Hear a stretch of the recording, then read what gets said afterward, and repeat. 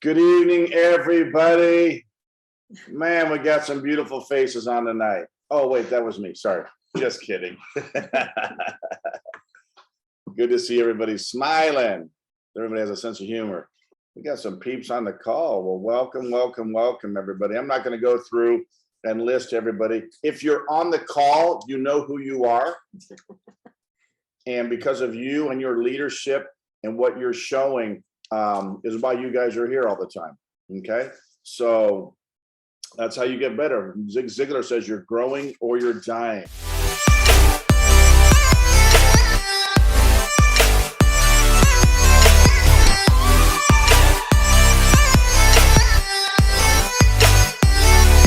With that being said, guys, welcome to tonight's call. Glad to see you guys on here. And I'm going to tell you what, we've been putting in the books over here, and Mr. Thomas has got books, and it seems like everybody else is reading different books. We got different people that we know that are always recommending books to us. And Rose picked up the book, and she can tell you where she found it and been reading through it. And she's like, you gotta listen to chapter 7, because we don't listen to music at the gym. Neither one of us do. It's a book. It's something. It's a book. It's a podcast. It's something that we're growing from. And she's, you got to listen to chapter 7. You got to listen to chapter 7. So, okay, I'm going to the gym today. I'm working out legs. This is Friday. I started listening to chapter 7. I was like, holy crap, this is really something else. But she's taken that chapter in this book and she's kind of drawn it out. And some of the stuff that this guy, that she can tell you all about, is going to talk about. And it's if you put it to work, will change how you do business. Okay. And I know, Miss Luann, glad to see you on here, dear. And I know your head's killing you. And this is what you refer to as beast mode. So, but thank you again, guys. And I turn it over to my queen and the crazy dogs in the background. Sorry, those are my crazy dogs. See, working from home, you could even do it with dogs in the background. Don't you love our business?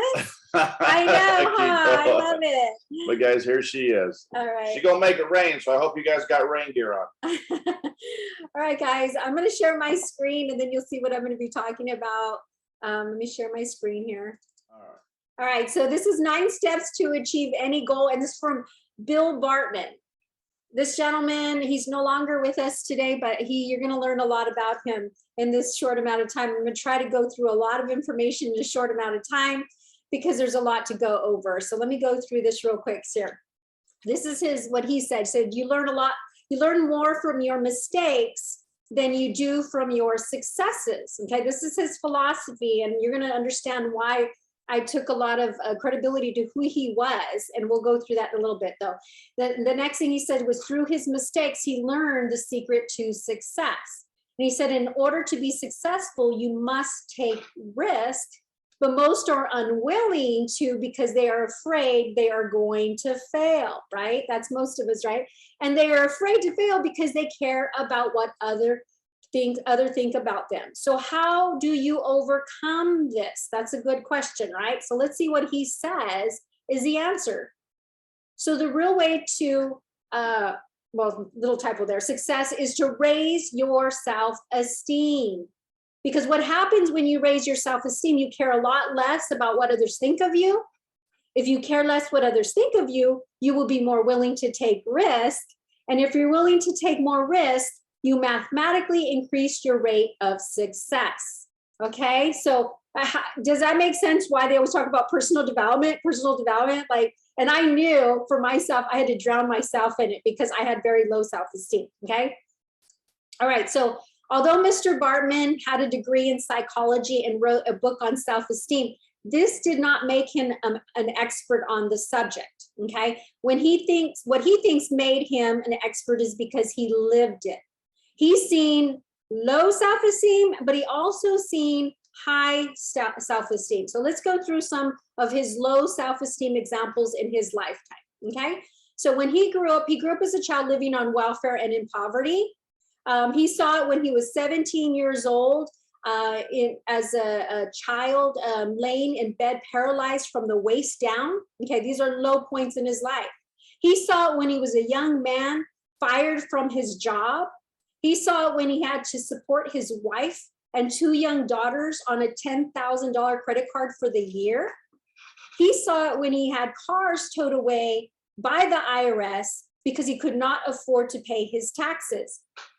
He saw it when he stood before a bankruptcy court and watched them take away everything he worked for his entire life.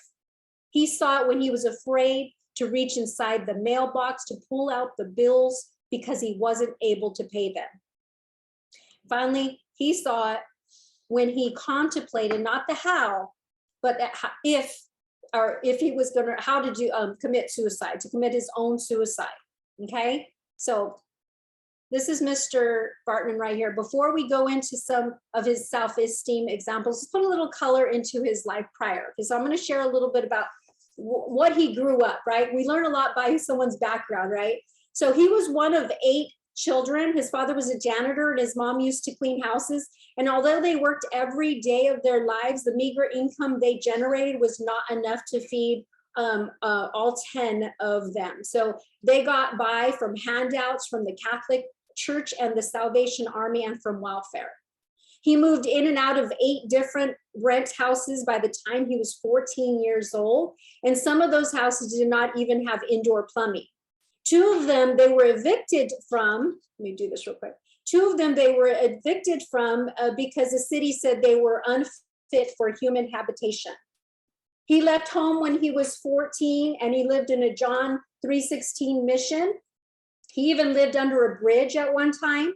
He lived one whole summer in a farmer's hayloft until the farmer found him and burned all his clothes. He joined a traveling carnival when he was 14 years old. For the next 2 years, he traveled the country. When he was 16, he upgraded and joined a street gang. The name of the gang was called the Manor Boys. The name, I guess, came from an abandoned building they had taken over. And there was about 40 of them. He said, if you've ever seen the movie Oliver, that kind of gives you an idea of what it was like, that gang back then, right? During the next 2 years as a Manor Boy, he knew he broke all the commandments, and he's pretty sure he broke all the laws. Some of the Manor Boys, he said, that they died. Some committed suicide. Some went to prison. He said none of them joined the priesthood. So during those 2 years as a Manor Boy, he learned how to fight and he learned how to drink. And by the time he was 17, he was an alcoholic. And he said, when you're a carny and a street gang, going to school is not important. He didn't go very often. And the only time he would go is if the truant officer caught up, and he wasn't that good at it, actually. So he spent about 5.5 years in high school and he didn't graduate. And then by the time he graduated, he never graduated. And his junior year, he was reading at the 5th grade level. When he was 17 years old, he tried to enlist in the Marines and they rejected him because they said he couldn't hear in one ear and he was deaf in the other. So he definitely saw the face of low self-esteem. Can we agree on that? But he also saw the face of high self-esteem. So let's talk about some of those high self-esteems, right, that he experienced. He's seen it when he went from living a life of poverty on welfare to becoming the 25th richest man in America. From a 14-year-old homeless kid to a $2 million, 12,000 square foot home. From coming from a high school dropout to a lawyer, having Harvard Business call him to be a case study on his management techniques, a case study they still teach today to all of their MBA students. He saw it from working at the Traveling Carnival to be named the National Entrepreneur of the Year by the NASDAQ, USA Today, Business Week, and the Kauffman Foundation. He was inducted into the Entrepreneur Hall of Fame and then named as one of the top 100 entrepreneurs in America in the last 100 years. He saw it from being in the street gang to being awarded a permanent place in the Smithsonian Institute Museum of American History. They said because he created information technology that revolutionized an entire industry. He saw it from that teenager alcoholic to being awarded the American Academy Golden Plate, an award they previously awarded to 5 previous presidents and 3 Nobel Prize winners. He saw it from eating out of from dumpsters, from dining at some of the finest five-star restaurants throughout the world. He said, I saw it from riding a city bus to flying his own $25 million jet aircraft. He saw it from drawing from unemployment, from employing over 10,000 people here and abroad.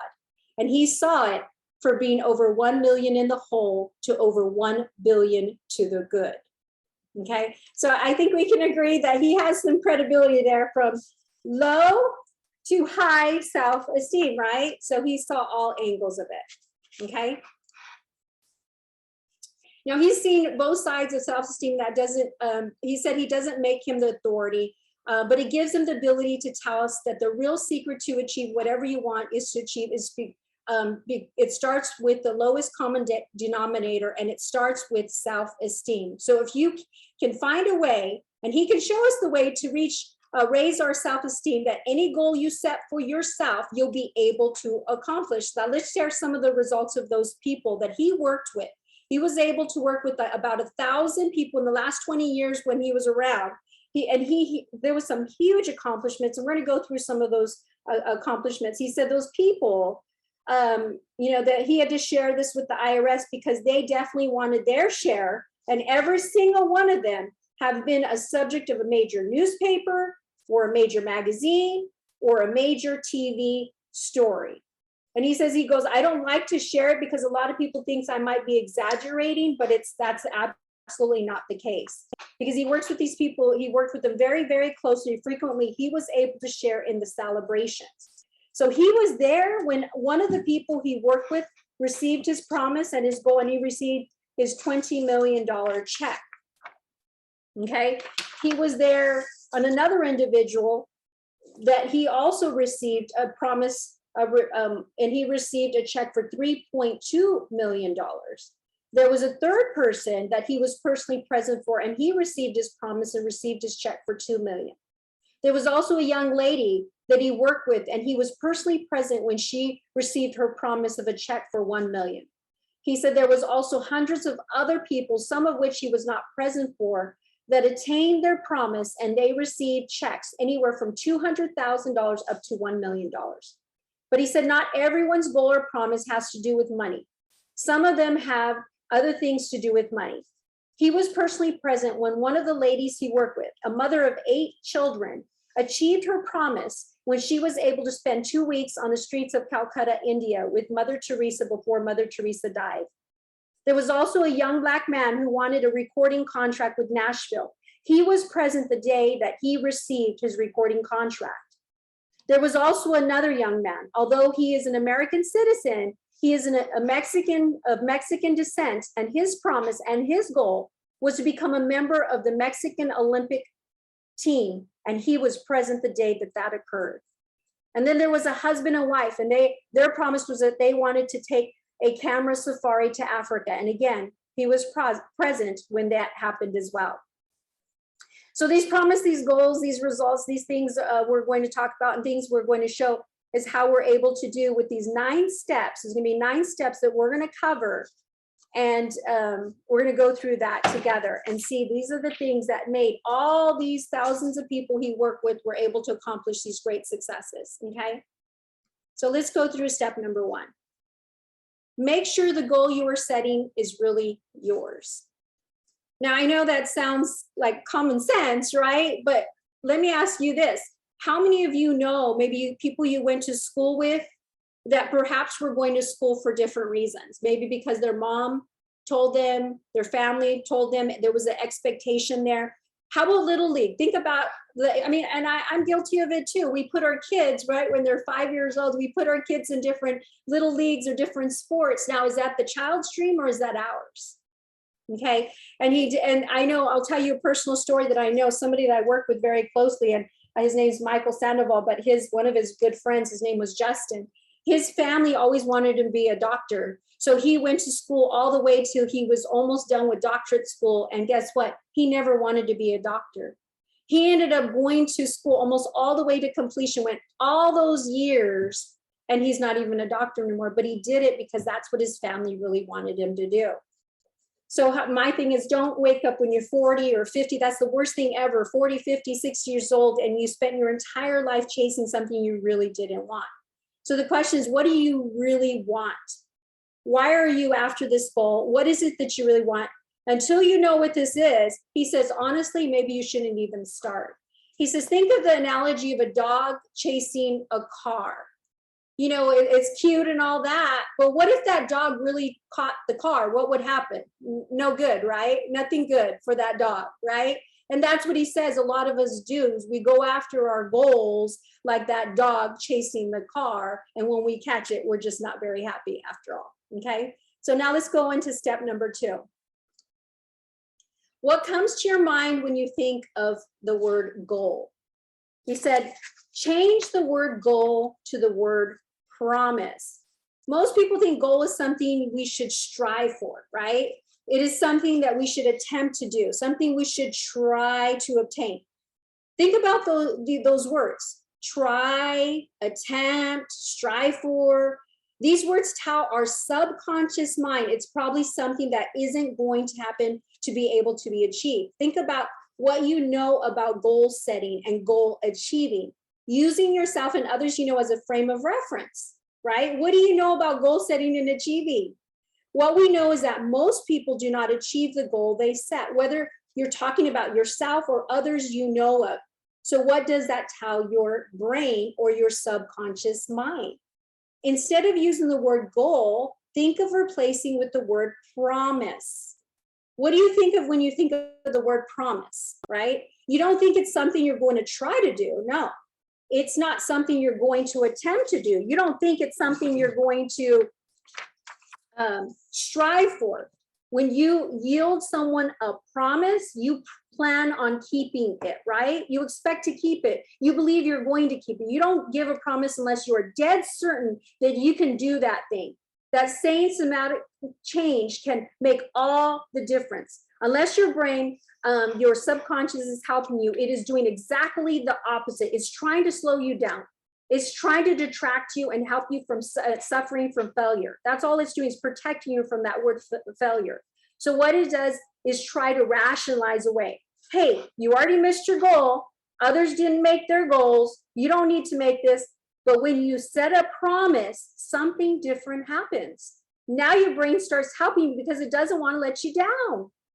So the power, okay, let me just tell you the story of when he said, let me tell you the story of me and that promise. When he was 17 years old, you know, like I said, he was an alcoholic, and he was coming home or coming down some flight of steps, and he was drunk and he fell down the flight of steps, and he ended up hurting himself to where the doctor said he was paralyzed.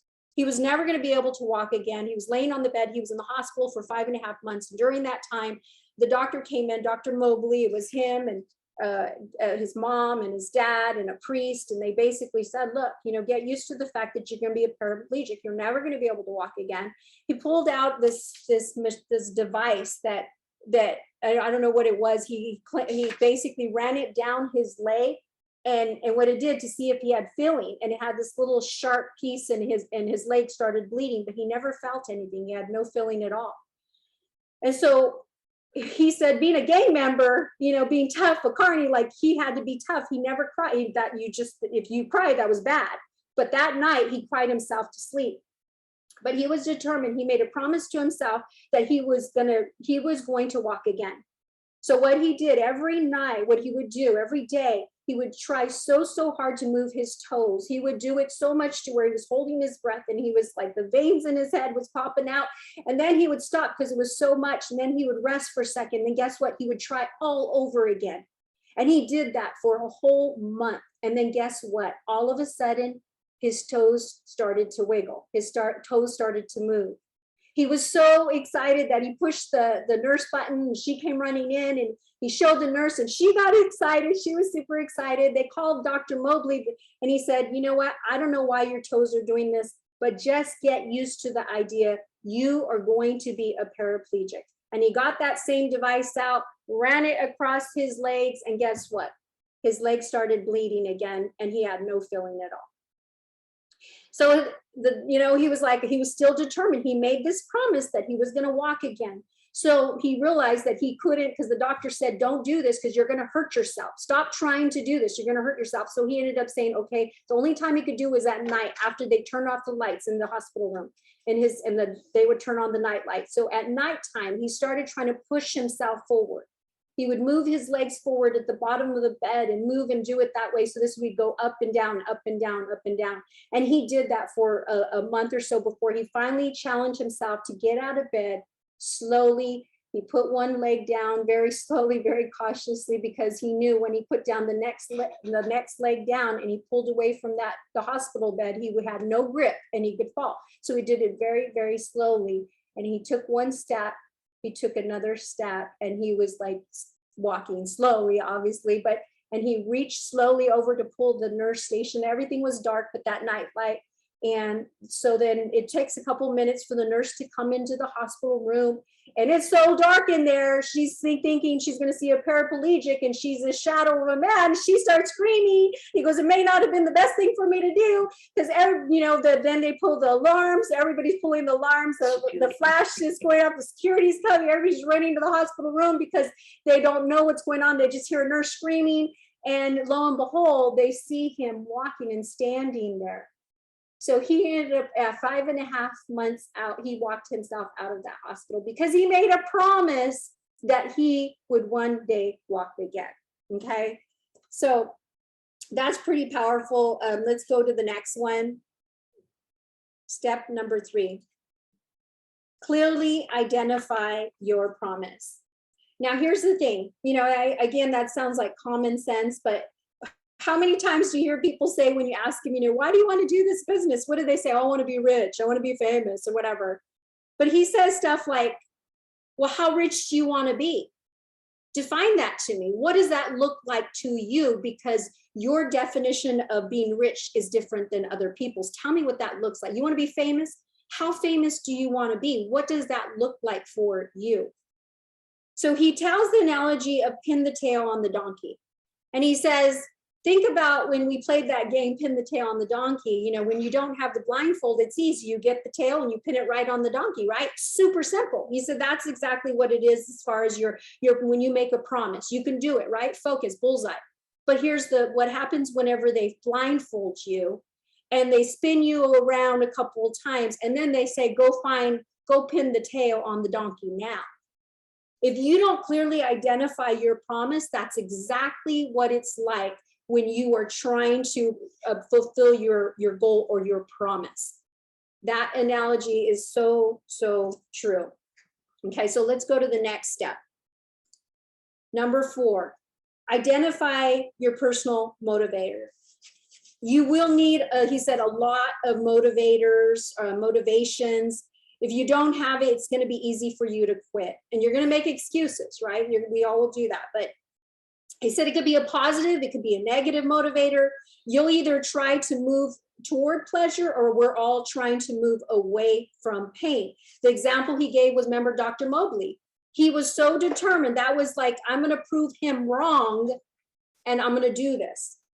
Think about why you do what you do and what you want to do it for. Okay, is it for your family? Do you want to please somebody, help somebody? For all or the good or the right reasons? Or are you doing it exactly for the opposite, perhaps? To show someone that you're capable, or to show somebody that, they didn't have faith in you, to show someone who said you couldn't do it.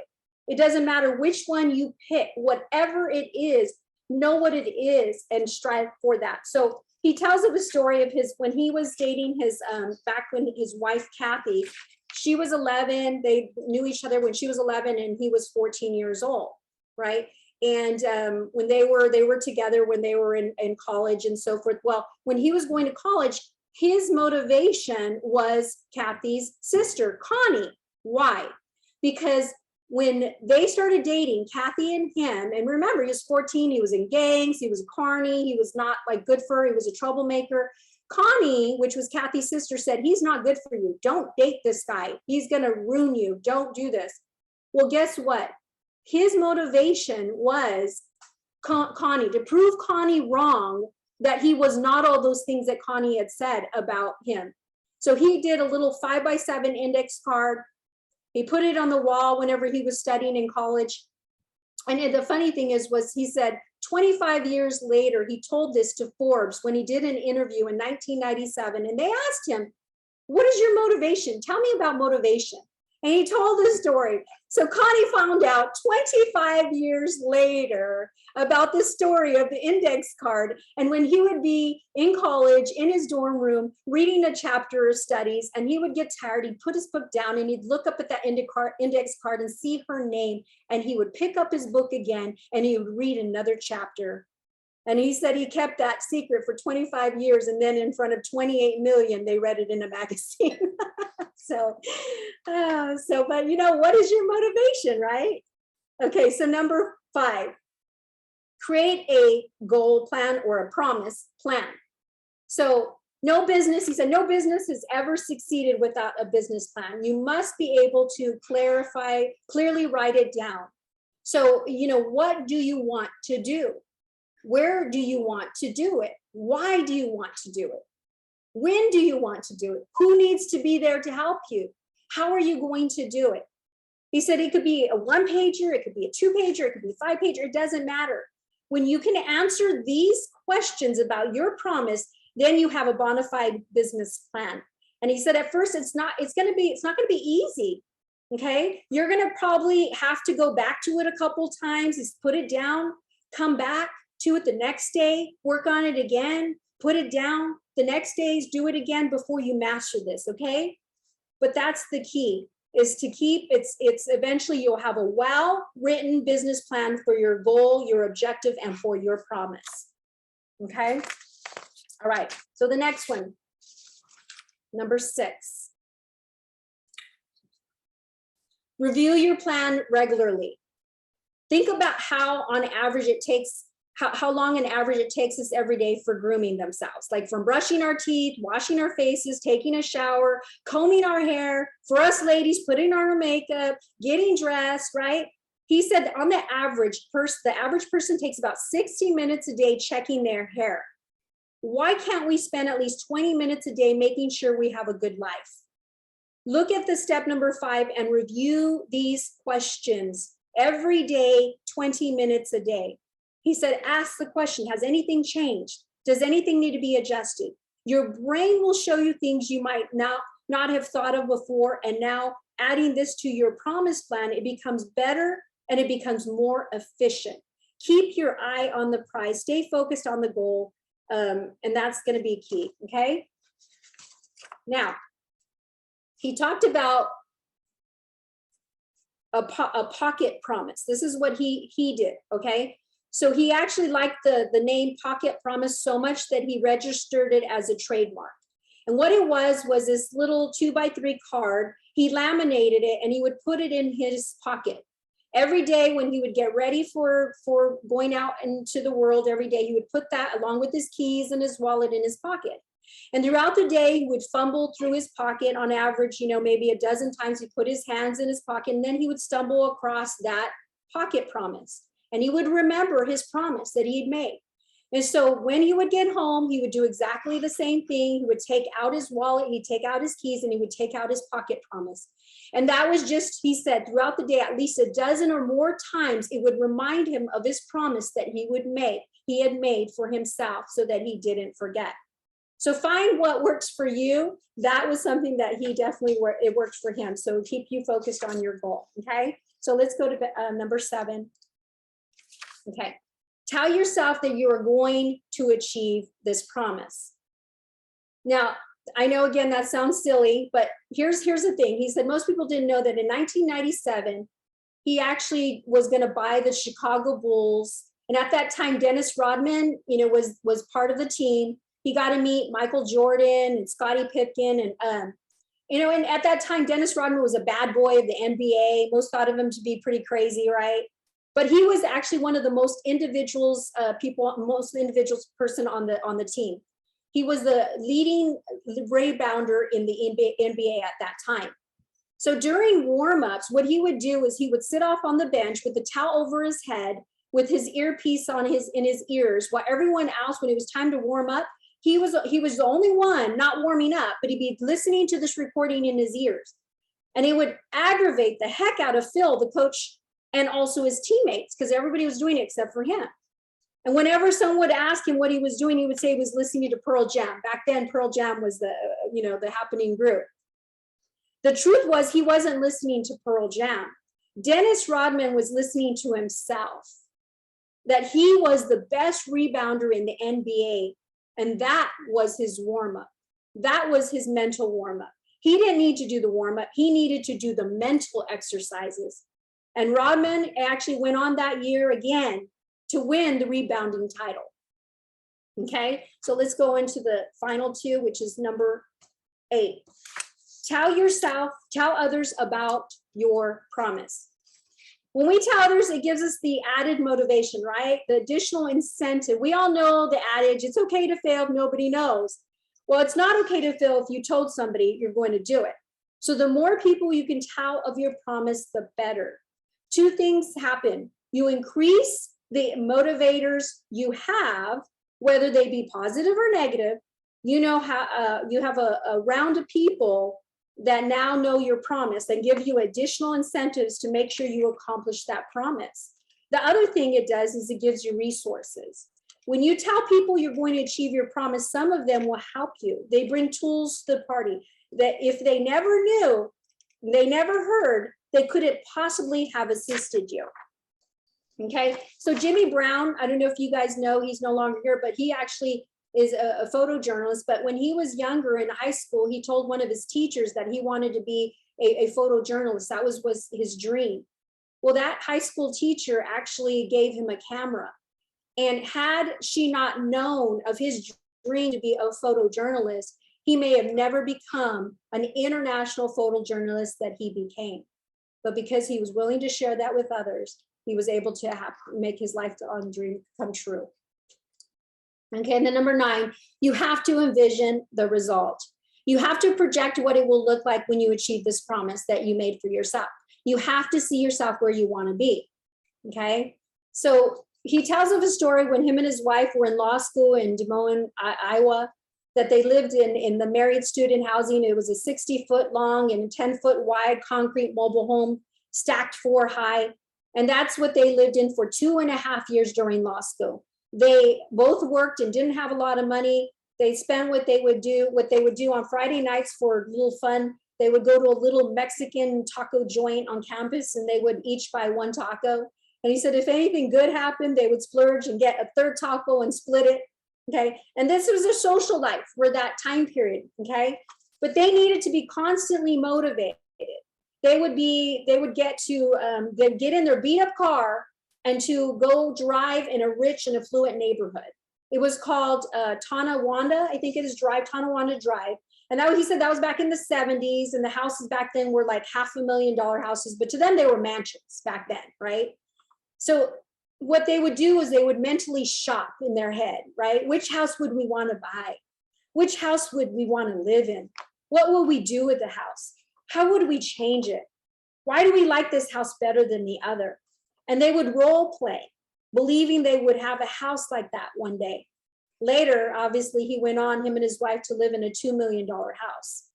So you have to be able to see yourself in the moment of success, okay?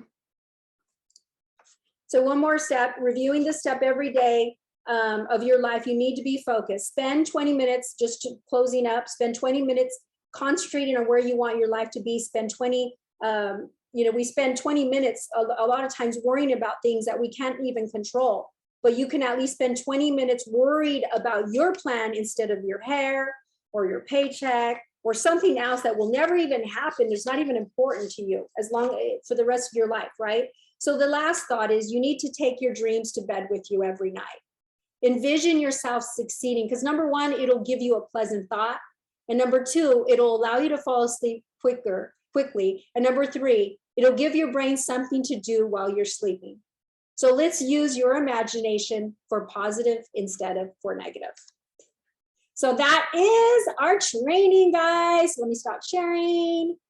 I hope you got out a lot of this, because that was so powerful to me when I listened to this gentleman, hearing his successes and failures. And I absolutely agree. Self-esteem is everything. That's so important. Reiterates the fact that we got to do the personal development so we can believe that we can, because you can. Okay. So with that being said, and the book is named, if you ever want to read it, it is called The Big Goal System. And they have all these different, like Zig Ziglar and different people about goals and so forth. But that was chapter 7. And that was like my favorite. So with that being said, you guys have a blessed Saturday. Let's get busy. Let's keep our promises, and let's do big things together. All right. Take care, guys.